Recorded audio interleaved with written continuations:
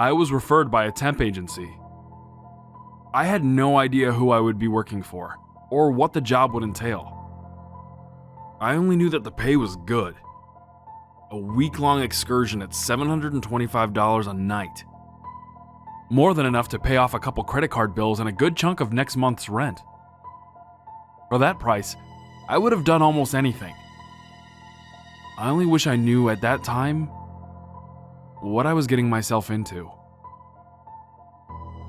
When I arrived at the address, I was surprised. It was a large facility at the end of a dirt road in the woods, 2 towns over. The large sign outside read Synthetic Corp. It was a plain white 3-story building, void of identifying markings. Its appearance gave me no clue to its purpose. Its location was even more baffling. Going off of the name alone, I had to assume it was some sort of biotech company. I was probably needed to clean up radioactive waste, or something to that end. For what they were paying me, I would happily risk my health. Upon entering the building and meeting with the receptionist, I was directed to room 371 on the 2nd floor, where I would wait for Al, my new boss. It was your standard office setting, albeit more quaint than usual. Red carpet, white walls, and no windows.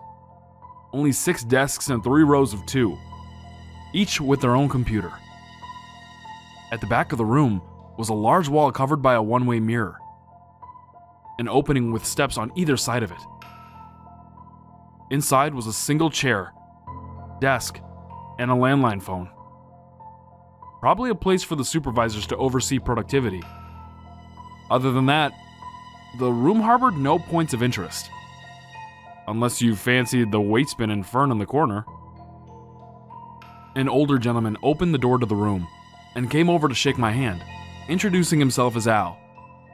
He seemed to be in a rush, wasting no time describing the task at hand. I was to stay in that very room from 8 p.m. until 6 a.m. the following day. Every night, for a week. He left me a cell number and a laminated list of rules to be followed. He told me he could not overstate enough the importance of following each and every one, exactly as they were outlined. Once he was sure I understood the gravity of the situation, he left me to my first shift in peace, closing the door behind him. That was it? Really? Just stay in the room for 10 hours a night. I had no clue as to why I was being paid over $5,000 to room sit. But I learned some time ago to never look a gift horse in the mouth. I simply sat down in the overseer's room with a smile on my face and went over the list of rules. There were 10 in total, all of which left me more than a little confused. 1. Once 8 p.m. rolls around, lock the door and do not leave the room for any reason until 6 a.m. Plan your bathroom usage and meal periods accordingly. No food or drink items within the room. 2. Do not use Hank's computer. It's the closest to the exit. No one is ever to touch it, under any circumstances, not even Hank. 3. If the phone rings, answer it. But do not talk. No matter what the voice on the other end says, you are not to respond. Hang up after 2 minutes have passed. 4. Do not let the janitor in. We don't have one. 5. If anyone else comes to the door, let them in, but ignore them. Do not react whatsoever. When they leave, shut the door and lock it behind them. 6. If the waste bin changes locations, place it back in the corner as soon as you notice. 7. If I stop by, only let me in if I know the password. 8. At 9:30 p.m. precisely, set each of the computer's home screens to different URLs, except Hank's. Do not react to the images. Act normal. 9. If you see Harvey, feed him one of the treats from Lisa's desk, the one opposite Hank's. 10. If there's an emergency, call my cell, but not after 10:05 p.m. Below the last rule was a final sentiment, scribbled over the laminate in pen. No one has ever made it past night 3. Good luck. I was perplexed, wondering for a moment if Al was a lunatic, and if that was the reason no one else had lasted. Perhaps his quirks were too much for the previous candidates and they backed out, fearing for their safety at the hands of his fragile mind. I would not be swayed so easily. Even if Al was crazy, I would happily take his money for what was shaping up to be a very simple job. At least, that's what I thought. Day 1 was utterly boring. Nothing remarkable happened. Definitely not anything to the extent of what Al's list would have me expect. At 9:30 p.m., I even changed the URLs on the computers, if for no reason other than to feel somewhat useful. The next night, however, was a little different. Day 2 started as it normally did. I settled in for another long night, making sure to eat and empty my bladder before locking myself in.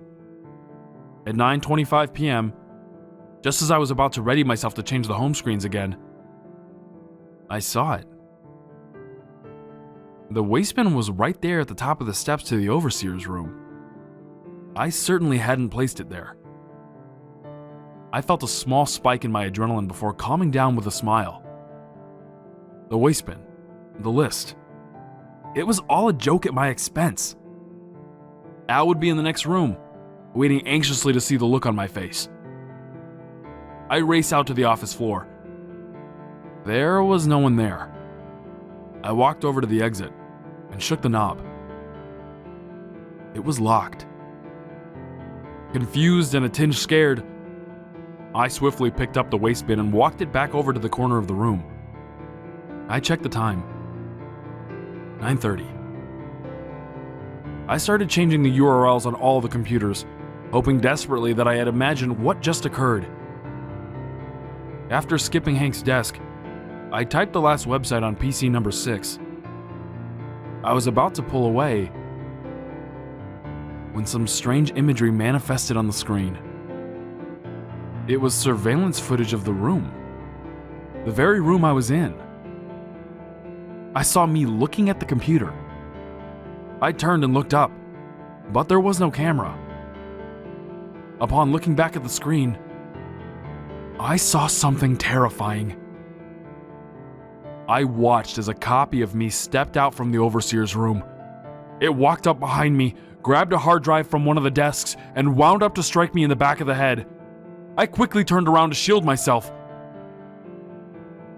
There was no one there. I turned back and the screen changed, displaying the website I had entered as normal. I raced back to the overseer's room and sat down, more than a bit frazzled. I contemplated walking out, but I steeled myself to continue. I was fine after all. Maybe Al wasn't a lunatic, but he didn't seem the type to wish me any harm. Not that I knew him all that well. Still, I hadn't sustained any damage. I was questioning my sanity, yes, but no bodily injuries had befallen me. Whatever was at play here seemed harmless so far. There was a loud banging. Having just had the most horrifying experience of my life, I nearly jumped out of my skin. A voice then penetrated the door. "It's the janitor. Just here to clean up. Can you open the door?" I recalled rule number 4 and denied him entry. "You did a good thing not letting him in. You followed the rule. Now you're fine. So just as long as you follow the rules, you'll be safe. It's as simple as that. You can see through this." I jumped again. I really need to get in there and clean up. Open the door. I took a deep breath and peeled back my anxiety, successfully ignoring the janitor until he left. This was an accomplishment for me, and it actually felt pretty good. A challenge that I was able to best. Though I remained on the edge of my seat, the next few hours were uneventful. I even dozed off for a moment at one point. It wasn't until 2:30 a.m. that my next challenge would come. A multicolored cat jumped up on the desk in front of me, complete with beautiful splotches of black and orange. I was startled, but it seemed to be friendly. Brushing up against my arm, the name on its collar, Harvey. I knew what I had to do. I rummaged through Lisa's desk, found the jar of treats, and fed Harvey one, to which he purred in delight. To my astonishment, he then charged at the door, phasing right through it. My mouth was agape in awe. Once my initial bewilderment dissipated, it was replaced with satisfaction over another small victory. As strange as it may sound, I was beginning to like the job. It was the landline. Remembering the rules, I removed it from the receiver and held it to my ear, making sure to keep an eye on the time. Hey, it's Al. I'm going to be stopping by pretty soon to do a little work. How's the job treating you so far? I remained silent. Hello? You know you can talk if it's me, right? I picked up the set of rules and looked over them again. There was nothing about Al calling. I didn't respond. This is no way to treat your employer. If you don't say anything, I'll have no choice but to fire you. Do you really want that? I stood my ground. Only 20 seconds to go. Fine. I'll see you soon to relieve you of your duty. I guess you couldn't even make it past night 2. The 2-minute mark came, and I hung up on him. I felt safe as another hour went by, reflecting on the trials I had faced thus far. I was bewildered, but determined.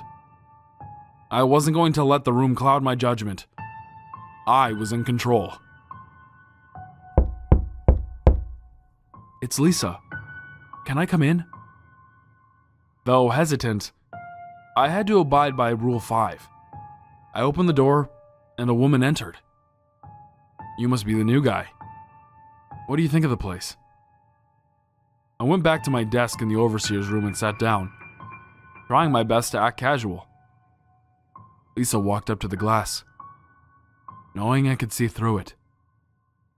Not very talkative, are you? Her eyes unnaturally darted around in all directions, and her skin drooped a bit, almost as if it was falling off the bone. I didn't answer. She didn't speak again. Instead, she stared at the glass for a long time, long enough to leave me feeling truly unsettled. She then waltzed in and stopped at my side, raising her arm. I hoped she wouldn't notice that my breathing had become more sporadic and labored. She then violently swung down on the desk, creating a thunderous clap. I almost winced, but held my composure.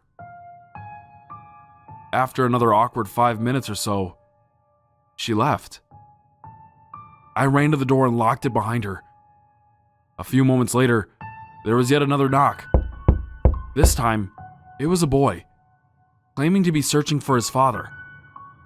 I let him in and sat back down. He tried many times to ask for my help, but I was careful to ignore him, just as I had with Lisa. At one point, however, I made the mistake of meeting his gaze. For an instant, in between blinks, his eyes became pitch black, void of all color. Startled, I nearly jolted back, but was able to restrain myself. Like Lisa before him, the boy eventually left, and I quickly locked the door behind him. Another rule followed. Other than the waste bin moving around a few more times, nothing else happened that night. Before I knew it, it was time to go home. I heavily considered calling it quits, and may have even had a nightmare or two upon sleeping that day. But I found myself excited to continue, wondering what obstacles the room would throw at me next. Curiosity shouldn't have been enough to bring me back, but all rational trains of thought escaped me. The room had this pull that beckoned me to it. I was hopelessly compelled to return, powerless to its call. Any excuse would have sufficed. As such, I resumed my post the following night. Upon starting my shift, I was confident. I had dealt with quite a few absurdities up to this point, and waited patiently for my next opportunity. A couple of hours went by with no trouble. No cat, no images on the computer, no calls, and no waste bin antics. Boredom was beginning to set in when a loud knocking broke the silence. There was no voice. I yelled out from the overseer's room. "Who is it?" I asked. There was a brief pause. "It's me, Al." I picked up the list and reread rule number 7. "What's the password?" I heard him chuckle to himself. I never wrote down a password. He was right. There was no password written with the rule. It must have been him. I cautiously made my way to the door and opened it. Al was there to greet me with a smile.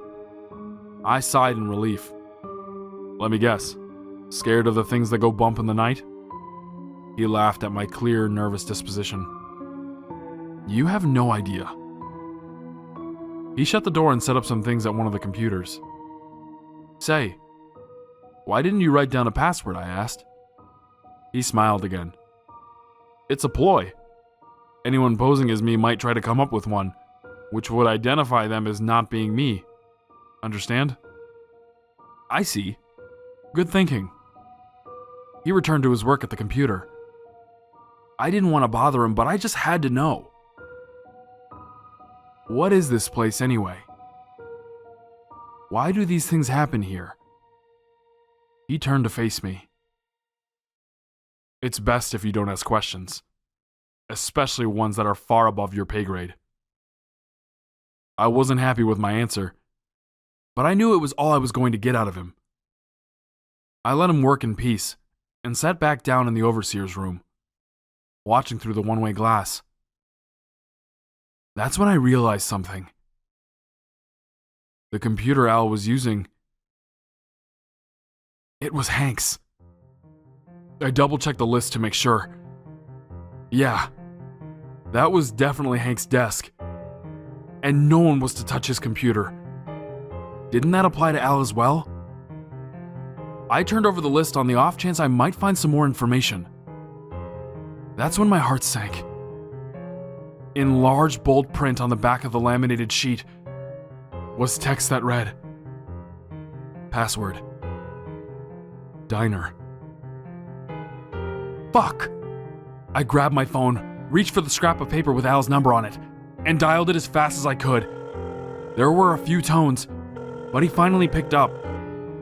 "Hello? Everything all right over there?" "Al, thank goodness, I made a mistake. I thought he was you. I let him in, and now he's on Hank's computer." He let out a long sigh of disappointment. I watched as Al's copy turned from his computer, and then stood up. "Listen very carefully. Do not act suspicious in any way. You should be fine if he doesn't suspect anything. If you try to leave or call anyone else, it'll all be over. Understand?" "Yes, I understand." Al's copy began walking to the overseer's room. My heart was beating faster than it ever had before. "I'll be there soon. Don't panic." He hung up. I kept the phone in my ear as Al's copy approached, so as to pretend I was talking to my wife. "I told you, hon. 6 a.m. That's when I clock out. You don't have to wait up for me. You worry too much. Please, get some rest." Al's copy was in the room with me now, staring. I held my phone on my chest and looked back at him. "Everything okay?" I asked. He continued to stare for a few long seconds. "Can you help me with something on the computer?" I wondered if he could see my chest pounding. "Sure. I just needed to finish this phone call. I'll be there as soon as I can." He stared for another moment and then walked back to Hank's desk. Though panicked, I kept up appearances by continuing to pretend on the phone. I even acted out an argument to lengthen the call. While doing this, I watched with bated breath as the knob gently turned and the door swung open. It was Al. I had never been so relieved in my life. He turned to the glass and put a finger to his mouth, gesturing for me to keep quiet. The clone was not yet privy to his arrival. Al snuck up behind his clone and grabbed him by the throat. The imposter struggled, but eventually succumbed to his vicious grip. He fell to the floor, a lifeless hull, before disintegrating into the carpet. I ran to Al and thanked him. I also apologized profusely. No need to be sorry. This isn't the first thing to make it into the room, and I'm sure it won't be the last either. I'm just glad you're okay. He smiled. Speaking of which, mind shutting the door? Wouldn't want another one of me stopping by. Of course. I walked over to the door, then realized something. I had left it unlocked after the copy came in. That's how Al was able to enter. Remembering the final rule, I slowly pulled out my phone and opened the call log. My most recent call connected at 10:18 p.m., 13 minutes past the deadline. I turned around to see Al standing right behind me. "Al? What's the password?" He grinned. "What password?" I ran out of there as fast as I could. The room still has this strange hold over me, but I will never go back. At least, I hope I won't.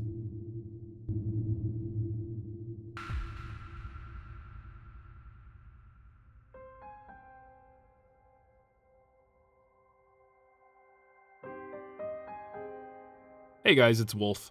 I just wanted to say thank you again for listening to my stories. This is a new thing for me, so again, I really appreciate you guys taking the time to really listen to the stories and give me your feedback. I'm looking forward to doing this more often, again, every Monday and Friday, and if you guys have any ideas of what I should be reading or if I should be editing any differently, please feel free to leave them in the comments below. So if you guys have any feedback for me, that'd be perfect, just because I want to continue to develop this channel and have a lot of fun with it. So yeah, if you guys have anything for me, leave them in the comments below, and hopefully I see you guys in the next one. Thank you again.